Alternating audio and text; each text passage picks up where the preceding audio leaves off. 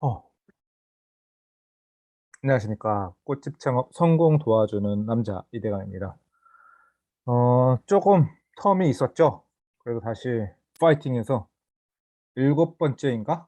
네, 일곱 번째 컨텐츠부터 계속 다시 한번 올려보도록 하겠습니다.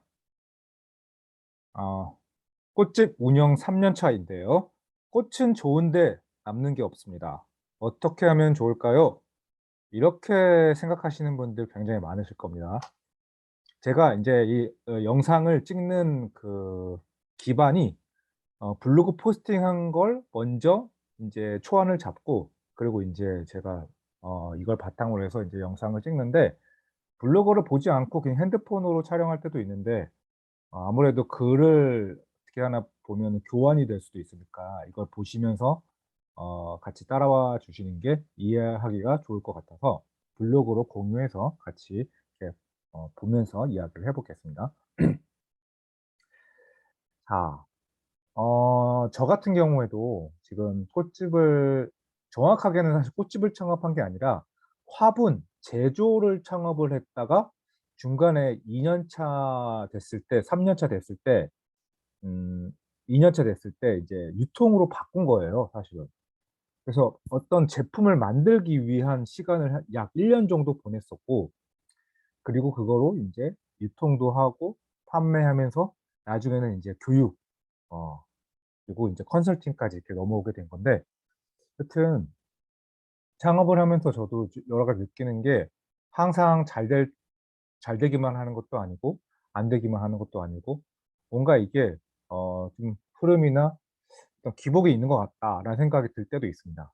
그런데 진짜 프로는 이 기복을, 환경이, 외부적인 환경이 어떻게 나오든 상관이 없이 내가 꾸준히 해야 되는 그 적정선에 내가 반드시 해야 될 일, 내가 꼭 해야 될 일을 매일매일 하는 것, 그것만 잘 지키면, 하지 말아야 할 것은 하지 않고 꼭 해야 될 것은 매일매일 하면 그것이 결국에는 성과로 돌아온다라는 것을 좀 느낄 때도 많았습니다. 그래서 여러분들한테 어 제가 제 경험을 토대로 몇 가지 이야기를 드려 보자면, 사실 저는 마라톤 풀 코스를 2번 완주했고요. 하프 코스도 한 10 번, 15번 이상 완주를 했어요. 음. 그때도 풀코스 같은 경우에도 뭐 30 킬로 지점이 이제 데시벨이라고 하는데, 사실 그거는 어떤 공식적인 건 아닌 것 같고, 저는 5 킬로, 10 킬로미터 지점이었을 때 엄청 힘들다가, 또, 또 괜찮다가, 또 어느 구간 됐을 때 또 힘들다가, 좀 이랬던 것 같아요. 여러분들도, 이 영상 보시는 분들도 그런 자기만의 어떤 그런 고통을 느끼는 그런 시기가 있을 것 같은데, 어떻게 극복하셨는지 좋은 그런 또 지혜가 있으면 같이 댓글로 공유해 주셨으면 좋겠고요. 어 결론부터 말씀을 드리면, 음 '꽃은 좋은데 돈이 잘 안 남는다.' 그러니까 '사업이 잘 안 된다.'라는 말이죠. 그래서 제가 꽃 하시는 분들이나 아니면 요리하시는 분들, 그 되게 흡사, 아니면 미용하시는 분들, 그러니까 한 가지 공통점은 셋 다 어떤 디자인을 한다라는 것이고 창작을 한다라는 것이에요. 그래서 나는 아티스트적인 어떤 창작자로서의 어떤 그런 역량이나 이런 것은 되게 탁월한데, 돈이 안 남는다라는 말은, 다시 말하면 덧셈 뺄셈, 이런 숫자가 좀 약하거나, 아니면 그 사장으로서 어떤 그 이익을 남겨야 되는 행위에 집중을 해야 되는데 막 퍼주거나, 아니면 좀 마이너스 되는데도 불구하고 그냥 그걸 계속 유지하시는 분들, 사실 저도 쪼끔 그런 경향이 좀 없지 않아 좀 있었고요. 그래서 진짜 장사나 사업을 하려면 진짜 좀 '냉정해야 되겠다. 냉철해야 되겠다.'라는 생각을 정말 많이 하고 있습니다. 네. 때론 이기적이어야 되는 것도 맞고요. 왜냐하면 고객한테 항상 이득만 줄 수는 없거든요. 고객한테는 가치를 주고 고객이 원하는 어떤 결핍이나 문제를 해결해 주는 대신에, 그거에 상응하는 우리는 이제 소득, 이득을 반드시 얻어야 합니다. 그래서 그 이득을 내가 원하는 만큼, 내가 주는 가치만큼 받지 못한다면, 그런 부분도 내가 뺏어서라도 좀 악착같이 받아내야 하지 않을까 이런 생각도 좀 사업을 하면서 좀 많이 듭니다. 하여튼 이 영상을 보시는 분들은 초보 사업가라고 생각을 하고 제가 좀 더 이야기를 풀어보면 사실 남는 게 없다라는 말은 아까도 얘기했지만 어, 들어오는 돈보다 나가는 돈이 많다는 거예요.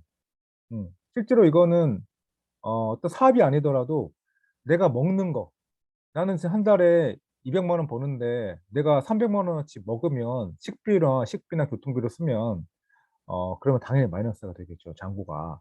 그래서 사업도 똑같이 어떻게 보면 가정 경제, 가정에서 이런 재무를 관리하는 것과 사업에서 관리하는 것과 굉장히 많이 비슷한 것 같아요.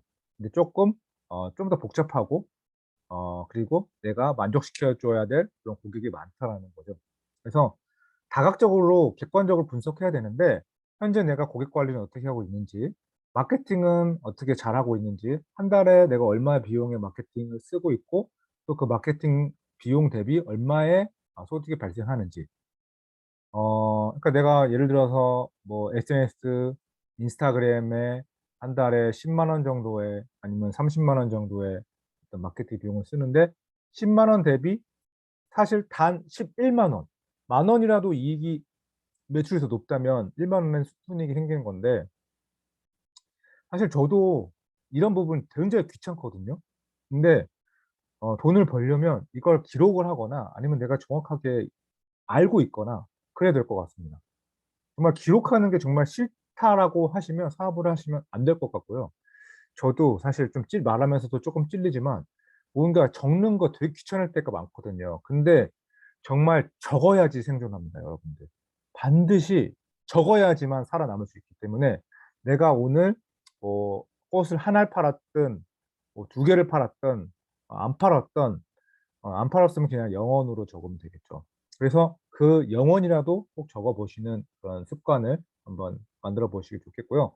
내가 상품의 디자인에 문제가 있는 것인지, 내 컨셉이나 우리 어떤 회사의 어떤 그런 브랜드가 약한지, 아니면 스토리가 약한지, 아니면 내가 덧셈 뺄셈 어떤 세무 신고에 약한지, 회계 재무에 약한지, 일하는 시간이 짧은지, 아니면 너무 과다하게 많은지, 내가 사업에 대한 루틴이 없이 불규칙적으로 사업을 하고 있는지 등등 다각적으로 분석을 해야 된다고 생각합니다.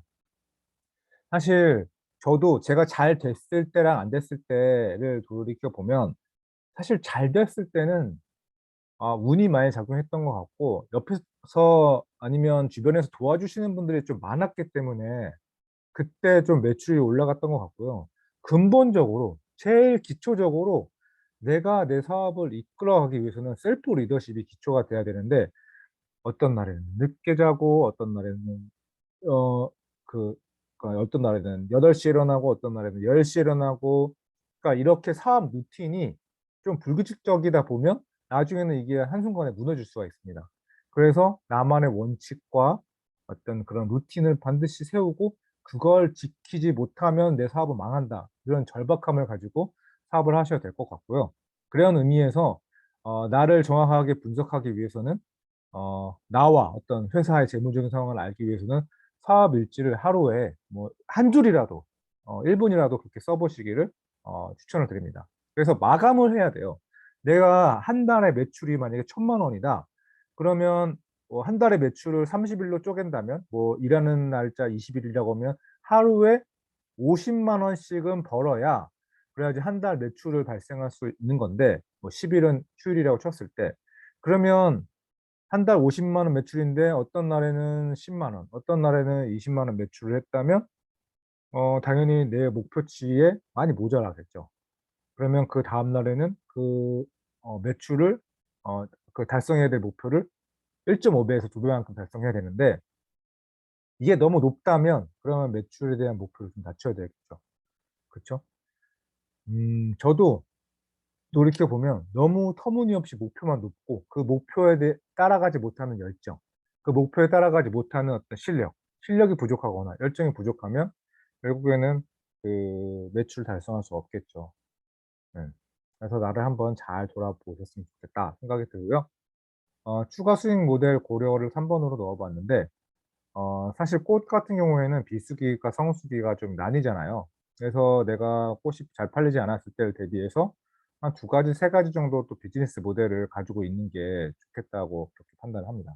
그래서 어떤 클래스라든지 어떤 공동 구매라든지 어떤 사업적인 제휴, 그러니까 내가 뭐 하나를 다른 분 거를 팔아 줬을 때 거기에 대한 마진, 수수료 마진을 내가 챙길 수 있거나, 아니면 내 거를 다른 분에게 위탁 판매를 해서 10% 에서 20%를 어떤 수수료로 내가 받거나, 이렇게 사업 제휴를 잘하는 것도 좋은 방법이 될 수 있지 않을까 생각을 해 봅니다.